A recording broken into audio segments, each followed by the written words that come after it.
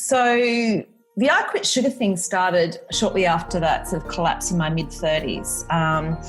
It was slightly interrupted by my stint as the host of the first series of MasterChef. But then I eventually collapsed even more in a heap and took myself off to the hinterland of Byron Bay and lived in an army shed out there. And I needed to get my health back on track. I sort of isolated myself. I'd lost everything. I was a bit of a mess. And so I experimented with all these different techniques for wellness, and it was pretty early in those wellness years. There weren't too many smoothie influencers around.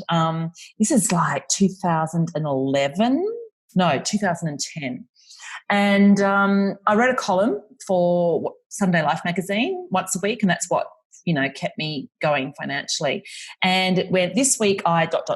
and it'd be meditate with the Dalai Lama, blah, blah, blah.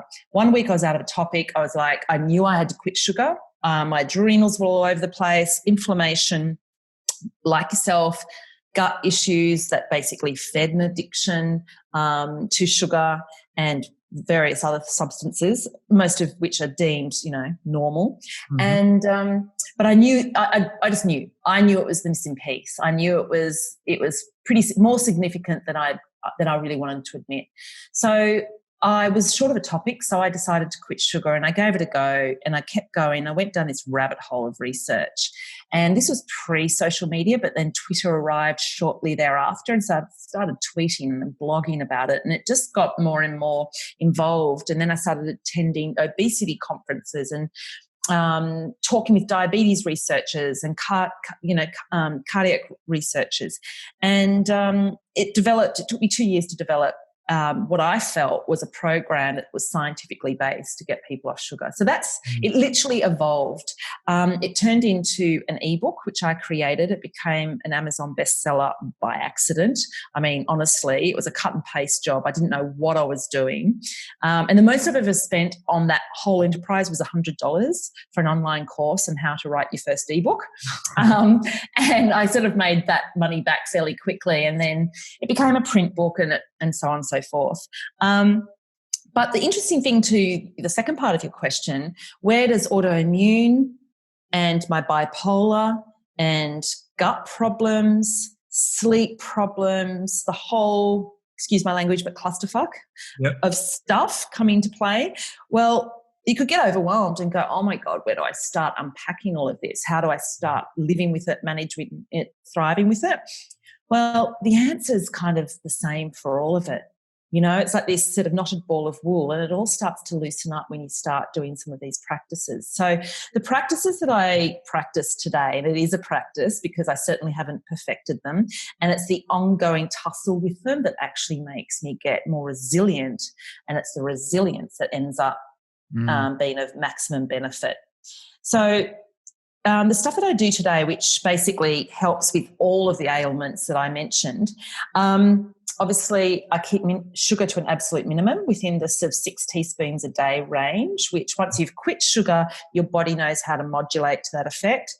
It takes the form of dark chocolate, 90% dark chocolate mostly, which is, virtually, I have 3 squares a day, and that's less than a teaspoon of sugar. I'll have a bit of sugar in a birthday cake every now and then. I'm not stringent because that will actually cause bigger problems, but my body knows how much it can handle. So sugar, I meditate once or twice a day. I try to do twice. It's a Vedic style with a mantra. That's what happens to work for me.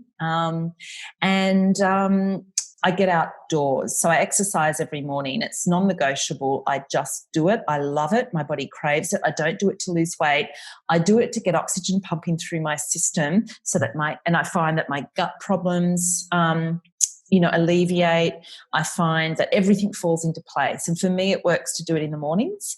And I get into nature. So the meditation, the exercise, and the getting into nature can all be done in one whack. If I go for a hike, or if I do an ocean swim, or even if I just run with bare feet in a park, and I do a bit of sand running and stair running and that kind of thing. Nothing too arduous, but being in nature, and that's what I exploring this One Wild and Precious Life, I explore the various studies that show how not only exercising, but exercising in nature has this incredible effect on all kinds of things. And the studies have been done into bipolar, into gut health, into anxiety and so on. So they all have a part to play, and they all sort of domino backwards and forwards from each other. Now, the gut stuff is a lot to do with the mental health stuff, because so most of the serotonin, 80 to 90% of the serotonin that we always talk about in terms of mental health, is produced in the gut.